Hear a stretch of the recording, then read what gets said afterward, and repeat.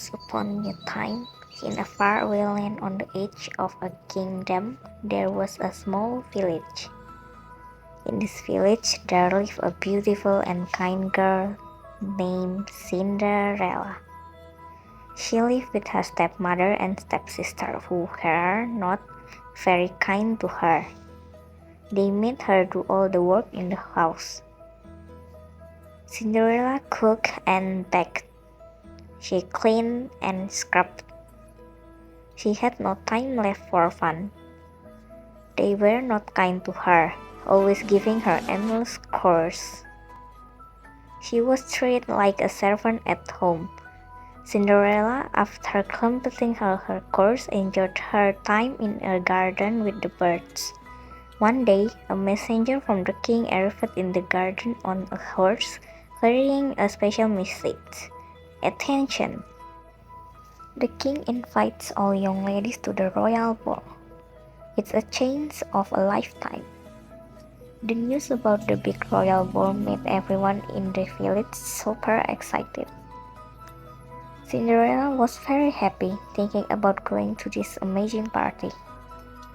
On the day of the royal ball, her stepmother told her that she can go if she completes all her work on time and also helps her stepsister with their dress for the ball.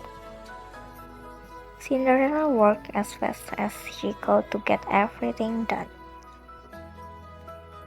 But there was always something left. At last, she was left at home disappointed.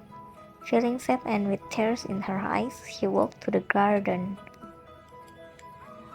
I wish I could go to the ball too. Suddenly, a fairy appeared in front of Cinderella. The fairy said, "I'm your fairy godmother. I know you wish to go to the ball. Don't worry. I'm here to help you."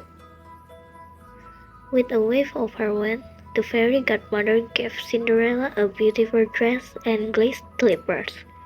Then she transformed a pumpkin into a green coach and 6 mice into 4 horses and 2 coachmen. Before leaving, the fairy godmother said, "This magic will only last until midnight, so you must be back home by then." When Cinderella entered the royal ball, she was the most beautiful lady there, and even her family didn't recognize her. Attracted by her beauty, the prince introduced himself. After Cinderella greeted him with a bow, they laughed and danced together, making the others jealous. Hearing the clock strike midnight, Cinderella exclaimed, "Oh, it's almost midnight." Cinderella hurriedly left, the prince rushing down the stairs. In her rush, one of her glass slippers fell off, but she didn't stop.